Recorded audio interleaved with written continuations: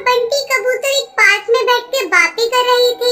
अचानक बंटी कबूतर टुनटुनी चिड़िया से कहता है, टुनटुनी, आखिर कब तक हम लोग इस तरह छिप-छिपा कर मिलते रहेंगे? मैं तुमसे शादी करना चाहता हूँ। कल तुम तैयार रहना, मैं तुम्हें अपनी माँ से मिलवाने ले चलूँगा। पर बंटी, मेरे माँ बाप नहीं है। मैं एक अनाथ चिड़िया हूँ। बचपन में ही मेरे माँ बाप गुजर गए थे।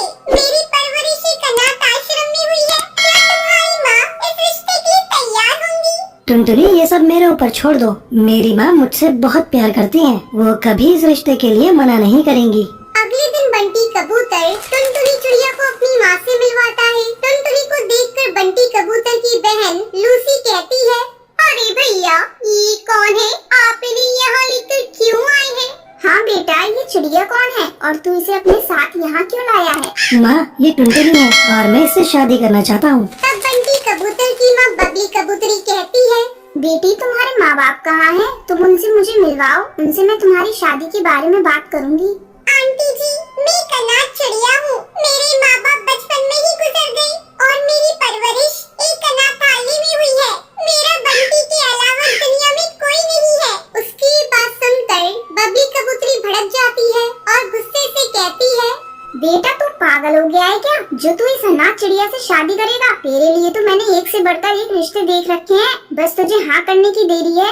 हाँ भैया, माँ बिल्कुल सही कह रही है। इस अनाथ से शादी करके तुम हम लोगों की नाक कटवाओगे क्या? पता नहीं इसके शरीर में किस माँ बाप का खून दौड़ रहा है। भैया, अगर तुमने इससे शादी कर ली तो मेरी भी शादी नहीं होगी। इतना सुनकर टुनटुनी चिड़िया रोती हुई वहाँ से चली जाती है। इस तरह कई दिन गुजर जाते हैं। एक दिन बंटी कबूतर चुपके से टुनटुनी चिड़िया से शादी कर लेता है और उसे लेकर अपने घर आता है। अरे बेटा, ये तूने क्या कर लिया? इस अनाथ ने तो मेरा घर ही बर्बाद कर दिया। मेरा बेटा मेरा नहीं रहा। तभी बंटी की बहन लूसी कबूतरी वहाँ आती है और अपनी माँ को लेकर कमरे में जाती है। माँ, रोने धोने से क्या फायदा? भैया ने शादी तो कर ही ली है। अब हमें इस चिड़िया को घर से बाहर निकालने का उपाय सोचना होगा।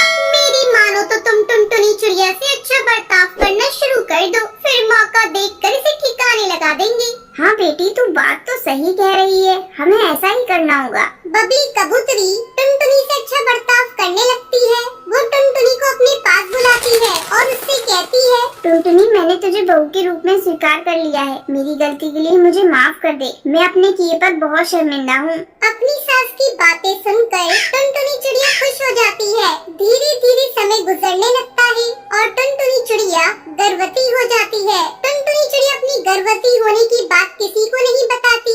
वो सोच रही थी जब शाम को बंटी कबूतर आएगा तो उसे बताएगी। जब बंटी कबूतर शाम को घर आता है तब टुनटुनी चिड़िया अपनी गर्भवती होने की बात बंटी कबूतर को बताती है। बंटी कबूतर ये सुनकर बहुत खुश हो जाता है। अगले दिन बंटी कबूतर कुछ दिनों के लिए अपने दोस्त की शादी में चला जाता है। उसके जाने के बाद लूसी कबूतरी अपनी माँ से कहती है, माँ, बहुत अच्छा मौका मिला है। भैया कुछ दिनों के लिए घर से बाहर गए हैं। इस अनाथ चिड़िया को ठिकाने लगाने का इससे अच्छा मौका कभी नहीं मिलेगा। उन दोनों माँ बेटी की बातें टुनटुनी चिड़िया सुन लेती है और रात में सभी के सो जाने पर टुनटुनी चिड़िया घर छोड़कर भाग जाती है। जब बंटी कबूतर घर आता है तो उसकी माँ कहती है, बेटा, मैं कहती थी ना, अनाथ चिड़िया से शादी मत कर। देख, वो किसी और के साथ भाग गई।